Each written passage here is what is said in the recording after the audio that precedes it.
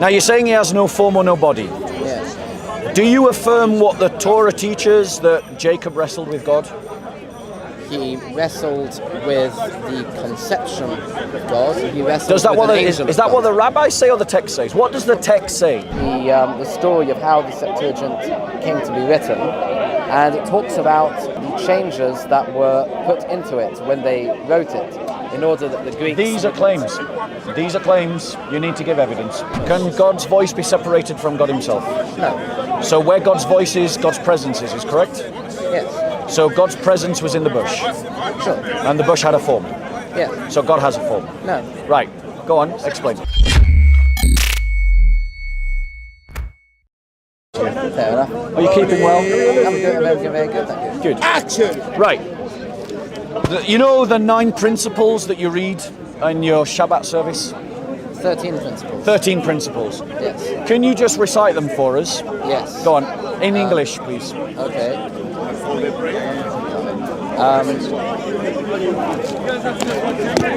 God exists. Yep. First one.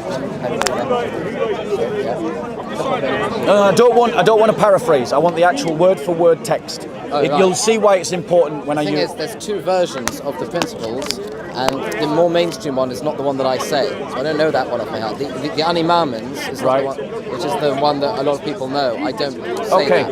I say a poetic form called Yigdal. Right. And it's much more difficult to translate. It's a poem. Right. So do you know, in one of the 13 principles, do you remember the one where it says in his beginning is without beginning? Yes. It is there. It is there. I'm not making it up. Yeah. Can you quote that one? In the poem form, I can quote it off by heart. Quote it in the poem form off by heart and then give your best translation. Okay. Say it for the camera so everyone can hear it. I'm just getting to the... Oh, okay. I need to start from Yes, the of beginning. course. Yes.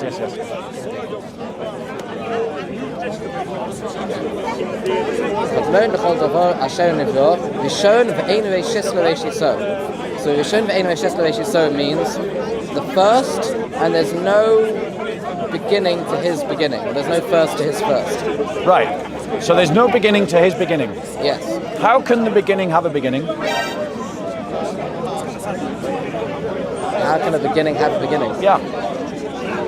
It states that there is no beginning to his beginning. Yes. How does that even make sense? That's a nonsensical statement. If it just said he had no beginning, yes, that would make sense. But there is no beginning to his beginning. How can he have a beginning? It's kind of like a negative theology almost. That when we say he has it's kind of getting at the point, which is something that is very difficult to grasp, that when we talk about beginning, we're talking about something which comes first. But what comes before first? Well, nothing comes before first. So there's nothing which precedes him. Yep. And I think that's kind of what it seems to be getting at. That's just my cursory take on it. However, it's hooked and crooked on the idea of no beginning to the beginning. Right. Now, we're going to circle back around to that, and you'll see why in a second. In the prayers that you say in the liturgy, I can't remember whether in the prayers before the Shabbat or after the Shabbat, i.e. when you greet the Shabbat. One of the prayers, if I remember correctly, that Jews recite is that, there's no one like you, God, no one who heals the sick, no one who brings the dead back to life. Does that sound familiar? Yes. It says,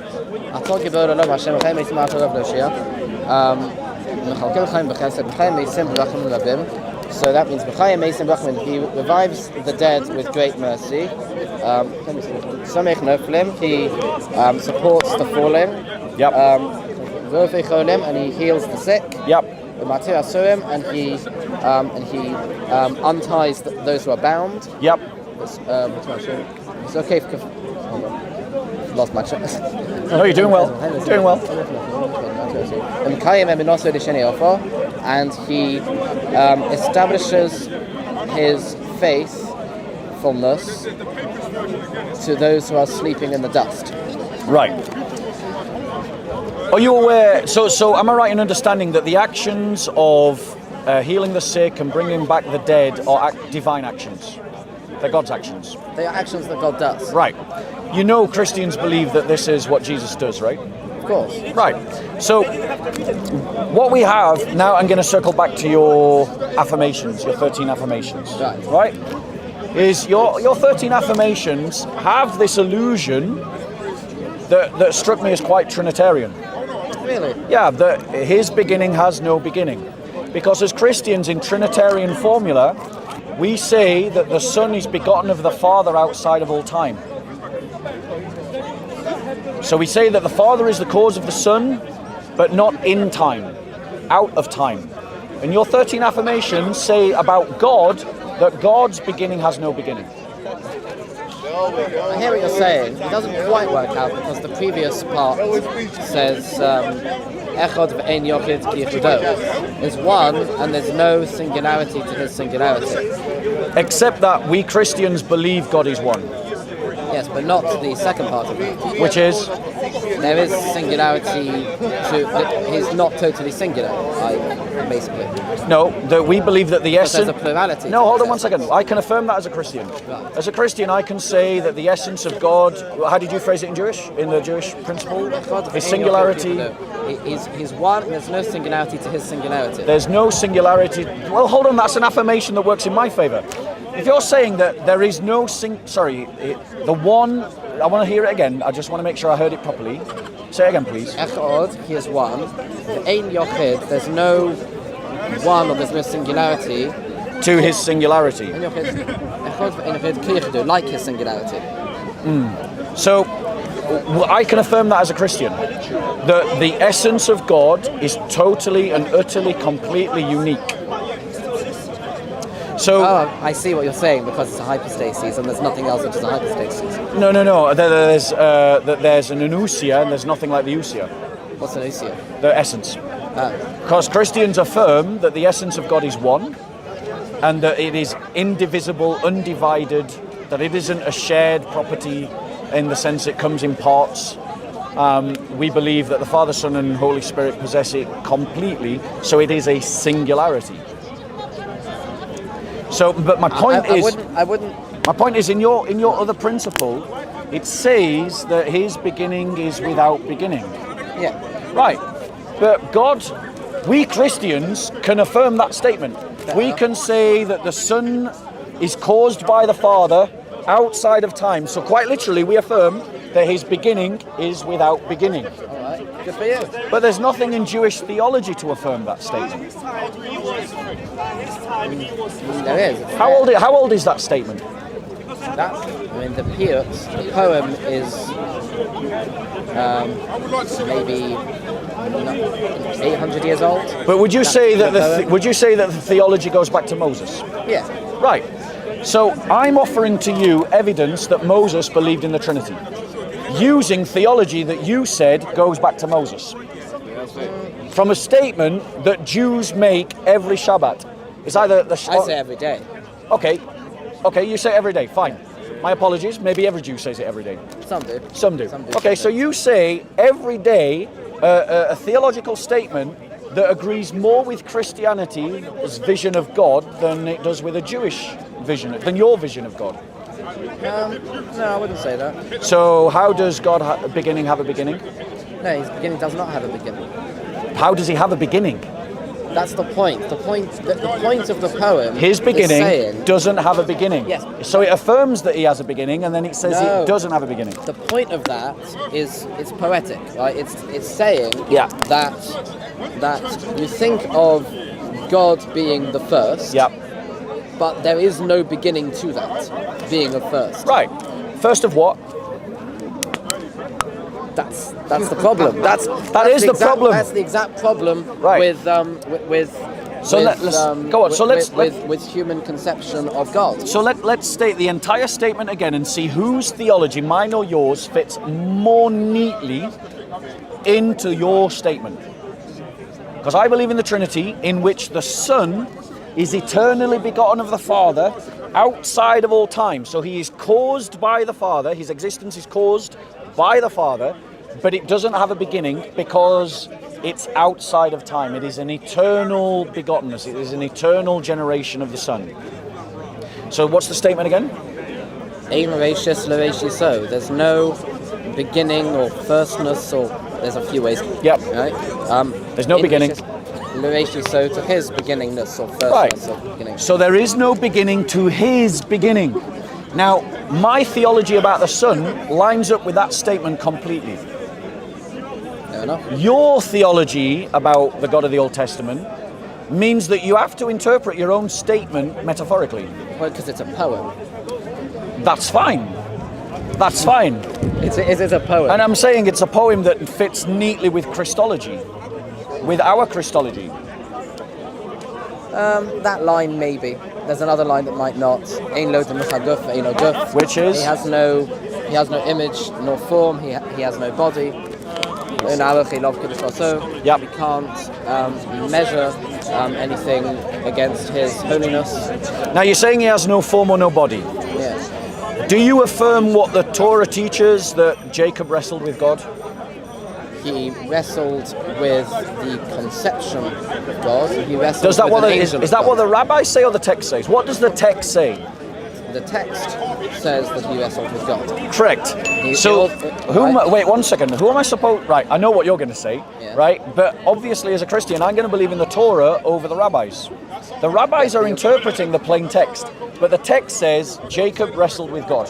We've had this discussion before. Yes. Which is that your interpretations on all of the Tanakh Yes. are based on church theology, Yes. church tradition. Yes. And my interpretation of Tanakh is based on rabbinic interpretation. Yes. Great. So I'm glad we've that's- established that mine's earlier than yours. No, the rabbis definitely. I mean, Rabban Gamliel, for example, is even mentioned in your Yes. in your books. Yes. Rabban Gamliel was not the first generation of the rabbis. Yeah.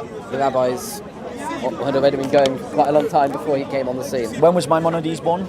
Maimonides comes later, fine. How But far? there's How far later? A lot later. And is he not the rabbi that all the other rabbis go back to? No. Who's? Go back to way before. Give me before a rabbi before Maimonides. Give me a rabbi higher than Maimonides. Have you heard Anossi? You're saying that Anossi is equal or Anossi? above? Wait, Way above. that's interesting. The codifier of the Mishnah. Right. So, but not all. Not I know Jews who go just to Maimonides. Like the Maimonides is their guy. Okay. Maimonides himself has different. And what's his name? Ram something. Rambam. Rambam. Right. Rambam, which is an acronym. Yeah. It stands for Rav Moshe ben Maimon. Yeah. He himself says in his introduction to the commentary on the Mishnah Yeah. that we're bound by all of the decisions of the rabbis in the Mishnah and the Talmud. Yeah. Right. So he is showing his deference to all those who came before him. And what's the date of the Talmud? The Talmud, well, there's two Talmuds. The Babylonian Talmud is codified in, I don't know, maybe 5th century? 5th century. AD or BC? After. AD. Yeah. In the year of our Lord. Anno Domini.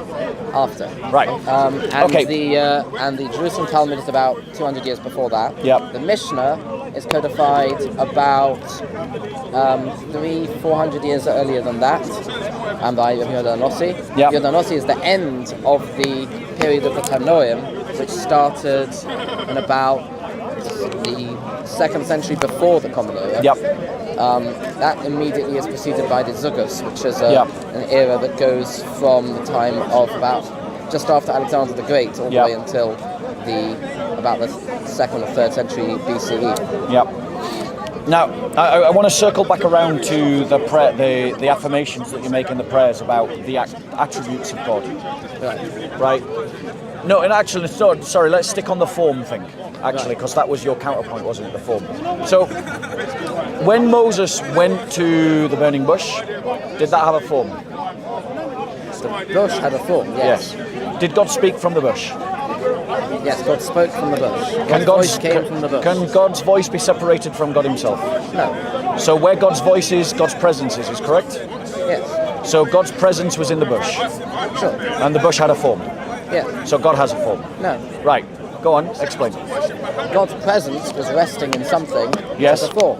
But God's presence does not have a form. Yes. God does not have a form. Right. Does the script? Does the Does the Torah show that all the times where God takes a form and appears in form, like the story of Exodus, like the story of Jacob, like the stories where the word of God leads Abraham outside the tent, which obviously implies that there's a person-to-person relationship. Is there anything in the Torah that would justify your interpretation that these are not the forms of God? Let me think. I think if there's anything that theologically clear in the written Torah.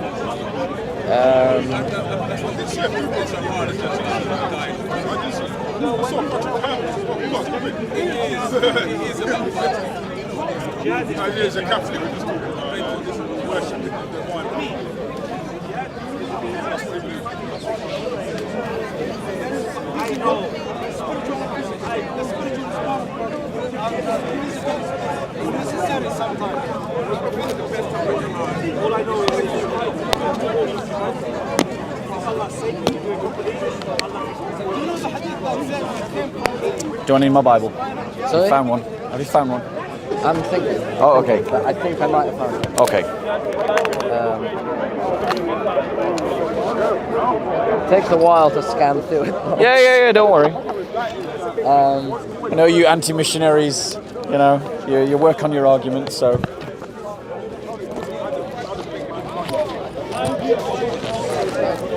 I do, by the way, think that this is a side argument. I think it's very important. I think the more important argument is the interpretation argument. So it's the tradition argument. I think that's much more important. And on another time we can do that. But for now, what I am identifying, I guess what I'm trying to evidence to you, right, is another example of how Christian theology is Jewish, that it fits within Judaism, that it is Mosaic, and that even within your own literature, if the Gospels were true, you have to affirm that Jesus Christ was God. I mean, while you're looking for a verse, if I may ask you one more question.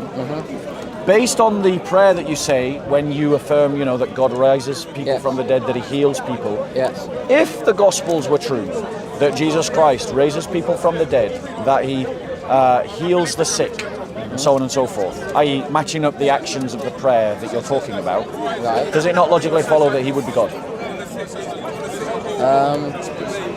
No. On what grounds? How can you say God does these actions, but if Jesus does these actions, Jesus is not God? Because one could say that these actions are done by a person who is acting on behalf of God. So, are they done by... But the Gospel God, says Jesus Christ raises from the dead, not that God through Jesus Christ raises Right, of from course, the we're dead. acting from the assumption that the Gospels are true. Yes, obviously. Obviously, if the Gospels were true, then Christianity would be true. But no, what I'm asking, if I am Messiah. would Are you there? does it? I am Messiah. No, don't. You are waiting for Messiah. You're feeding his I'm energy. here. You're feeding this his is energy. the sign of Messiah. You're feeding his energy. Messiah will have a I like line on his his energy. forehead. He's I am Messiah. Just if you just leave him. I like his energy. I think it's hilarious. So my point to you is that if Jesus Christ is, I would argue to you that Jesus Christ is doing the things that only God can do. In other words, what I'm trying to say to you is that what Christians believe actually fits what you believe. That's the argument I'm making. No. Yes, you affirm in your text. Or let me put it this way, we have a better interpretation of your beliefs than you do. Because the Torah states that God has a form, and I'm still waiting for you to show me something that disproves that. The problem is I have a verse in my head. I can't remember where it is. Why don't you? Oh yeah, you can't Google it, can you? Yeah. You need a smartphone, man. Do you know the words of the verse? Let me see if I can I know help the you. words in Hebrew. Can you give me a rough translation? Maybe I can type it in the Hebrew.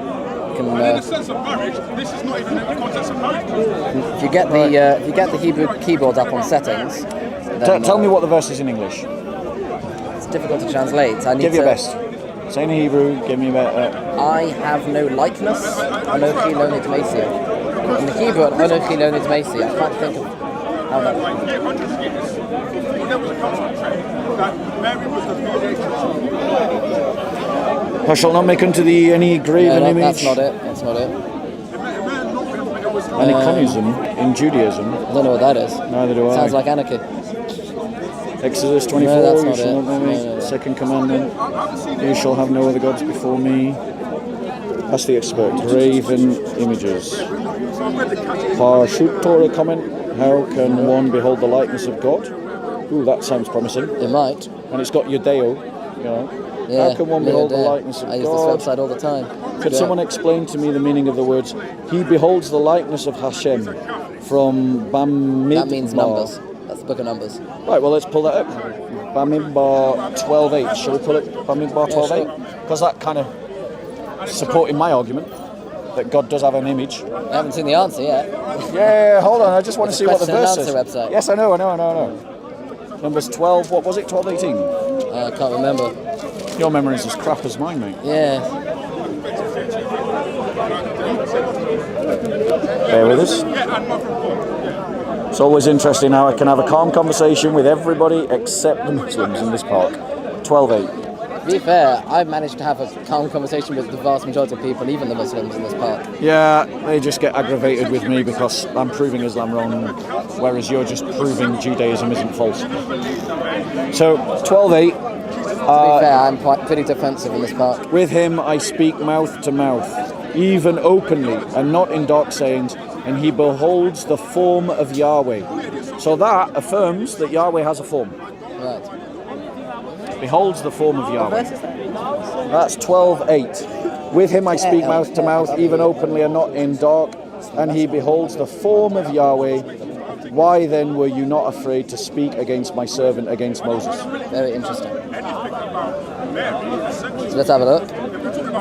So, we're relying on the website now? Yeah, let's have a look. I want to see what they say. All right. Now my interest is perked. Okay. And we've also got what's Davarim. That's Deuteronomy. Do you want to go, let's go 4:15. 4:15 as well, and then we'll look at what the answer is. Deuteronomy 4:15. 4:15. For your own sake, therefore, be most careful, since you saw no shape when the Lord your God spoke to you at Horeb out of the fire. So watch yourselves carefully, since you did not see any form on the day the Lord spoke to you at Horeb from the midst of the fire. So that doesn't say that God doesn't have a form. It says that Moses didn't see that form. It's talking to the the Israelites. generally. Oh, sorry, the It's in the Israelites. plural in this one. My You don't apologies. have you in the plural in English anymore. My apologies. Yes, you're quite right. Thou was a much better time. It thee was. and thou. It was. All that stuff. It was. So that was actually speaking to Israel then, not to Yeah. Moses. So Moses beheld the form, but the people of Israel didn't behold the form. Right. Those two statements together affirm that Yahweh has a form. Now let's look at what Let's have a look what they say. Do you agree that so far that's what seems logical, Fair enough. and that would support my argument, right? It would support your argument on the face of it. Yeah. Okay, where's the answer then? Goes down. Continue.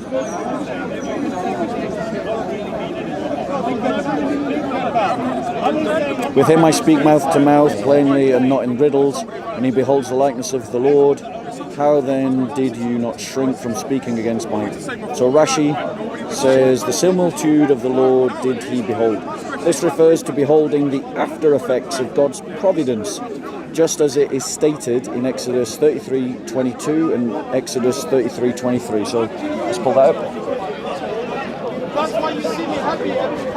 The after effects of his providence.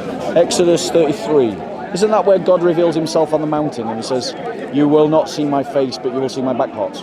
I can't remember. 33.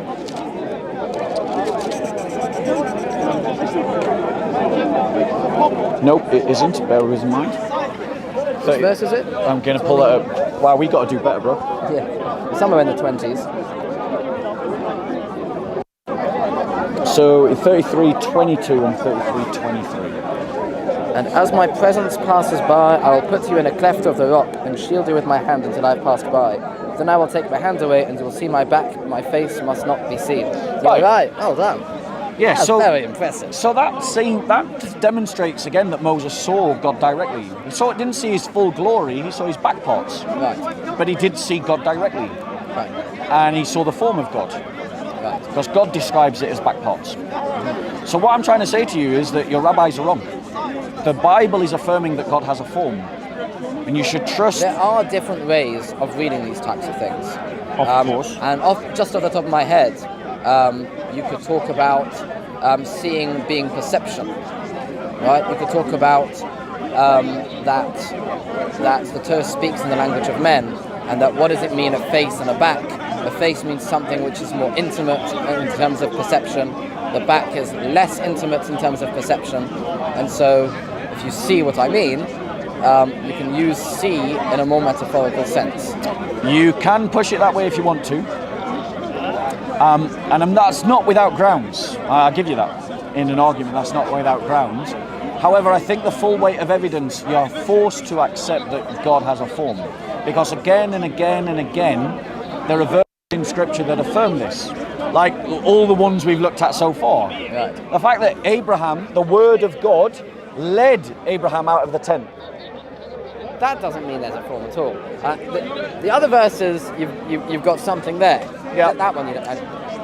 Well, we'll stick with the ones that you think I've got something with then. Right. So we've got Jacob wrestling with God. We've got Moses seeing the form of God, even though the people don't see the form of God. And we Christians believe that Christ, who is the exact image of God, he says, "He who has seen me has seen the Father." That he is the very icon of God. So one of your counter-arguments was to my argument, which was saying, because remember I was saying that your statement of belief that his beginning didn't have a beginning fits more with my theology than your theology, and you're saying, well, maybe, but there's other problems that we affirm things that contradict you, and then you said, he doesn't have a form, and then I said that the Bible says that he has a form. So it's advantage point to me, because I'm demonstrating to you that your Torah says that God has a form. Again, that's not how the rabbis interpret it. I am asking you to think about what the Torah is saying. I know, but you can't, from my perspective, and your perspective would be about the church, you can't understand the Torah without the traditional interpretations. Right. So And this. you'll say the same with the church. Right. Which is why I believe this is a side argument. Well, Which is what I said earlier. for the moment, though, I want to stick to the remits of the argument, because that argument is an argument we should have, and Yes. it's an argument. And it's the more important argument. Okay, so are we saying for the moment the advantage of our discussion is with me on terms of the image? Fine, that's fine. Yeah. Yeah. So let's move it into the question of authority. Yeah.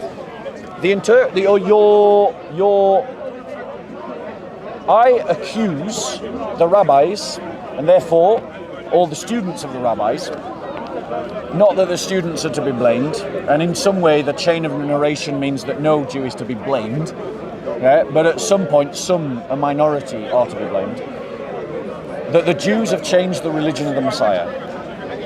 They have rejected the religion of the Messiah, and they have changed Judaism from what it was in the first century to something else. And they have distorted the religion, but there are echoes of the truth still within the Judaism of today. That's my thesis. Interesting thesis. And I would say to you that when we look into the historical verification of key documents, the historical verification of key figures, the historical verification of key beliefs, all of them. How are we doing, bro? I like your work. Thank you Very so good. much, I watch brother. you all the time. Here's So my card, bro. Yeah, so I just came in and did a few debates and everything, so Thanks I'm be to learning God. from you. God bless. Do you There's my mind if I card. take a picture with you? Yes, of course. He says he minds. Bob is a legend. God bless you. Legend. Peace be with you. Christ is risen. Yes. Right, some dough. Yeah. Let's not be insulting. Is it insulting? Right. So it was the flippant tone that was there. It was the flippancy. No, it's my Jewish humour. Right. So yeah. So that's my thesis, and I say that when we look at key documents, key people upon which your Judaism is influenced, all of them are after the church. A lot of them are after the church. Would you say the majority are before or after the church?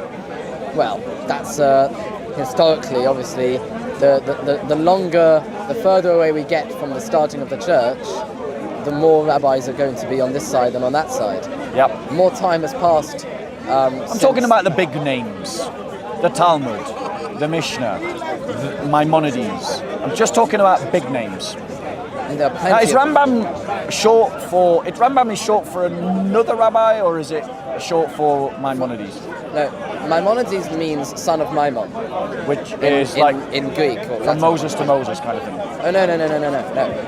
There were people who said that from Moshe to Moshe, there was none like Moshe. There were people who said that about Yeah. the greatness of the Rambam. Yeah. Rambam is just, and it's an acronym for his name. Yeah. Rabbi Moshe ben Maimon. Right, Rambam. Okay, got you. So That's why they call him Maimonides. right, son of okay. Maimon.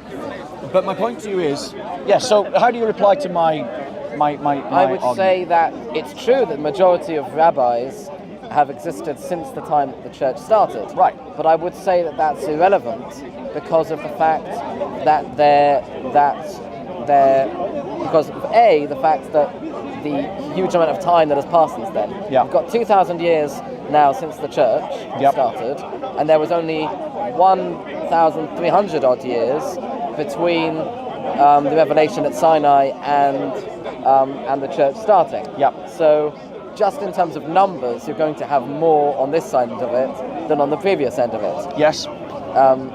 But But it's not. It's that's not. A. But Maimonides, when was he born? Okay, he was born in the 11th century. Your Masoretic text. What's the earliest it can be dated to? So in terms of written, Yeah, written document. oh, I don't know. It can't be. I think it's about 10th century. The Talmud. It's a shame that because there was an older one that got destroyed 100 years ago in Aleppo. Probably. There was a fire Probably. set by the locals. What a surprise. Was Yeah. that in an anti-Jewish pogrom? Or an Yes, anti-Christian it was. pogrom? It was an anti-Jewish pogrom in Aleppo. By Muslims. Yeah. Yeah, what a surprise. It was a very diverse crowd. Oh yes, they was very tolerant. 100% They were very diverse. tolerant. So, the Talmud, when we date that, the bigger part of it is Right. 5th century.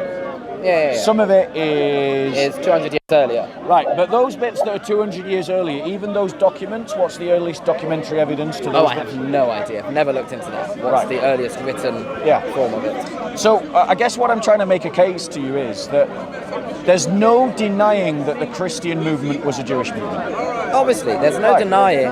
And there's no that, denying that we have access to what those first century Christians believed. okay, that's fine. Right. It's fair.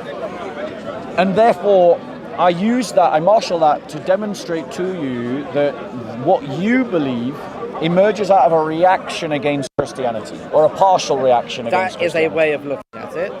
But I would argue that the people who we believe were carrying forth the tradition were unlike your people, with a possible exception, although I don't believe it, of Paul, were in fact simply carrying on the chain from their teachers who preceded the church.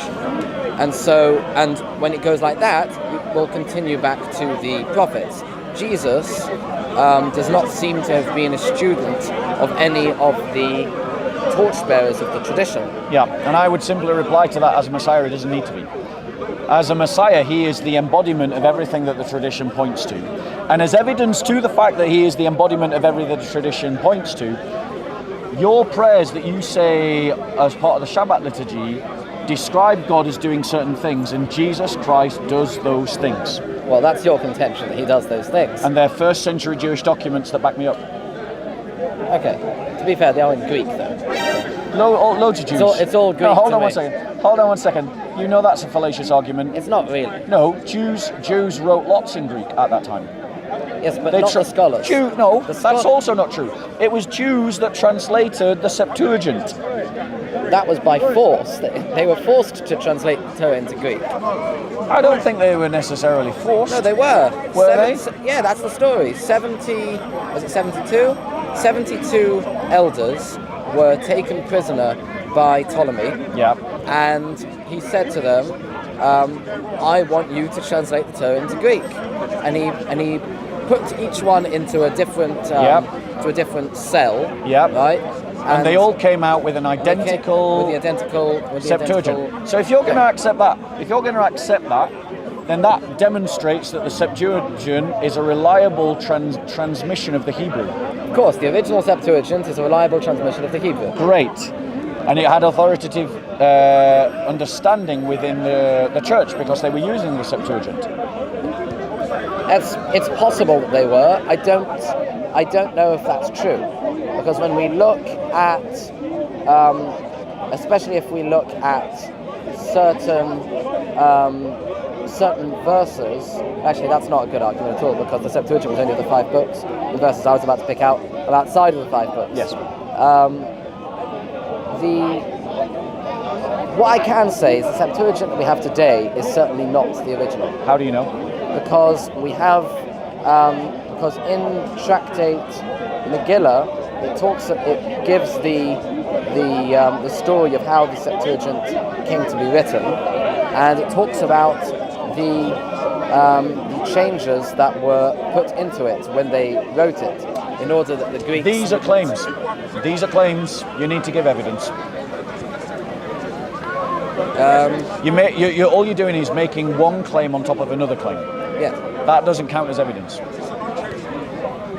Your first claim was that the Septuagint today is not the same as the Septuagint of the first translation. Yes. But the point is, just repeating someone who repeats your claim isn't an evidence to the original claim.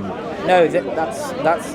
I literally just had this argument with a Muslim who literally just quoted a website that repeated his claim.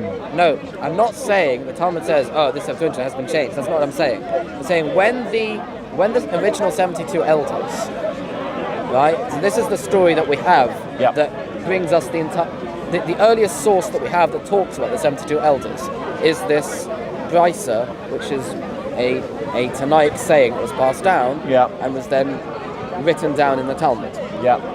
And this is the story how we know about the 72. That's why it's called the Septuagint in the first place. It's the story that's there. So in this story, it gives a list of things that the scholars who wrote their translation changed when they translated it, because they didn't want the Greeks to get a wrong understanding of the text. So actually there is a good example of this. One of the examples of this is very famously in Genesis 1:26, right, where the verb is in the plural, but the Jewish understanding was not that this means there's multiple gods. And so what the scribes all did was they all translated it as if it was in the singular. Hello. But that would be an accurate translation. Yes. So they all translate it into the Greek as saying "I will make" instead of "we will make" or "let us make." Right? The Septuagint that exists today has it written in the plural. Now let me ask you this question: singular. The story that you're quoting, that tells you that, when is that dated to? I don't know. That'd be something to find out. Because I have a suspicion that story comes much later than when the actual work was done. And I think this is what I mean, that the rabbis or certain rabbis have molded the Judaism that you follow to try and turn you away from the evidence that actually points towards Christ. And why would people who are God-fearing and are hoping and praying for the Messiah want, if they come across somebody who claims who in fact is the Messiah, why would they say, "Oh, don't follow him"? If they actually believe he's the Messiah, why would they don't do that? No. It's not because they believe that he's the Messiah that they're trying to distort people away from the Messiah. It's because they don't believe that he's the Messiah. No, hold on one second. But they are distorting the evidence because the evidence was and still has echoes that is in our favor. Like the two examples that I've given you. You have echoes of the truth that Judaism pointed towards Jesus in your own religion. Those things that you spoke about form and about beginning, these are theological issues. They're not They're not issues about who are we looking for in a Messiah. Yeah, and in terms of, but they do actually. No, because hold on one second. When you believe that the Messiah comes, Yes. right, he's going to be essentially God's representative on earth, right? Yes. He's going to be the king of the Jewish people. Right. He's going to preside over the ingathering of the exiles, the Yep. New World Peace, and all these things. Right. And you've heard it a million times, I'm sure. Yes. Right? Right. So he's literally working from God's authority, isn't he? Yeah, yeah. So he's sharing God's authority, isn't he? No. Are you sure? 100%. If someone He's not speaks, sharing. yes, he's sharing. No. Yes, he is. Your own scriptures, does it not, says that God said to Moses, "I will make you God to Pharaoh." Moses is an exception because Moses. That's special pleading. No, it's not because in Deuteronomy it says that there's no prophet like Moses. Is the Messiah going to be like a prophet like Moses? No. Deuteronomy 18. And I will raise up for you a prophet like unto Moses. In what sense? And then the verse continues and tells us in what sense. Yeah, that he speaks in the name of Yahweh. No, in that just like Moses spoke to God face to face. Let me get the thing up. Just like Moses is no, the face to face thing is later. It's in is the other part in Deuteronomy, where it says that there's not going to be, right. So okay, let me get the two verses up and I'll explain to you the point I'm making. Hold on. Okay, I've got one up. Let's get the other one up as well. Okay. In Deuteronomy 18, Yeah. it says, Yeah. the Lord your God will raise up for your prophet from among your own people, like Yep. myself, him you shall heed. So not Muhammad then. Exactly. Right? So just like Moses is a prophet from among your own people, Yeah. so too, future prophet Which prophet is that? among your own people. Which prophet is that for you? Well, we say this is prophets generally, just like the previous chapter is kings generally. No, it's speaking. So in the first century, we have evidence in the Gospels that the Jews talk about that prophet when they speak to John the Baptist, demonstrating that in the first century, the Jews of the first century were expecting that prophet still to come. They understood it in a particular way. I wouldn't say that at all. I would say, Godfrey. I would say that that's coming from the assumption that you believe what the Gospels say are true. Yes, that is correct. I would disagree. But I would also make it a historical argument, which is that that we can just treat the. There is a person. One second, we can treat the Gospels like because we know they're first century documents, we can treat them like a historical document. And as treating them as a historical document, it shows that there was a discussion around this, a belief around this in the first century. There was a belief around it in the first century. Thank you. I.e., there was a person who wrote a book who believed it. Great. So that demonstrates the point I've just made. Fine. Which is that there were people who believed it. There was a person and who they were believed it. Jews. He was a person. He may have been a Jew. He was a Jew. Maybe. Probably. He was an apostle. Maybe. Yeah. Apostate, maybe. He was an apostle, yes. So my point to you is that we have evidence in the first century that people understood this question, this belief, and people believed that Deuteronomy 18:18 should be believed in the singular sense.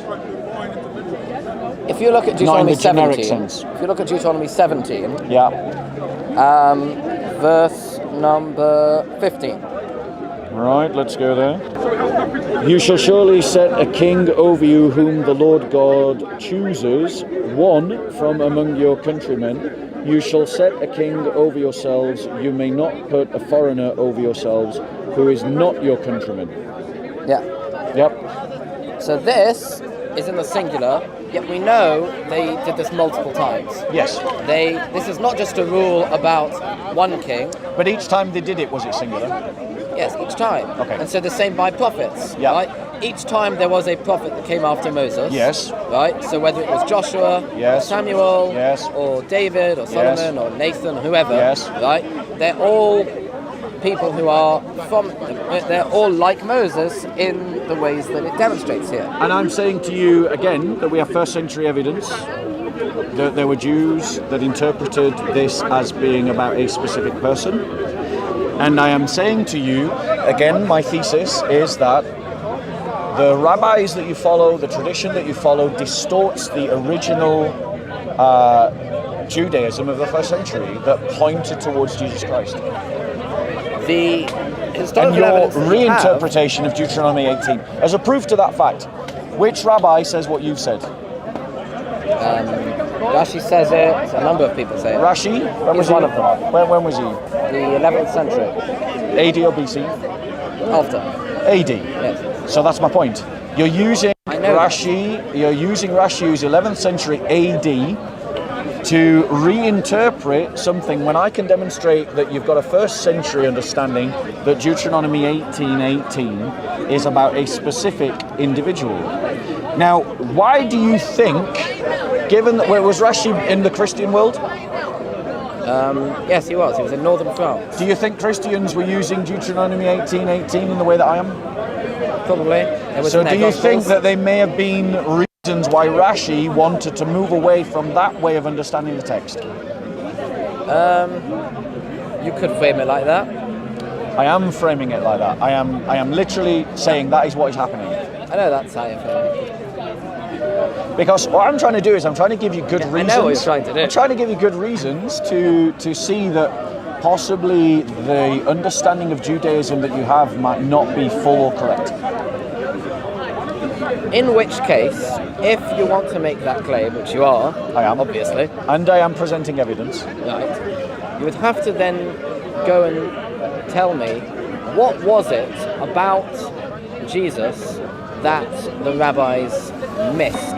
Why is it that when they were looking for a Messiah and this guy came along Yeah. and they didn't think he was the Messiah, why didn't they think that?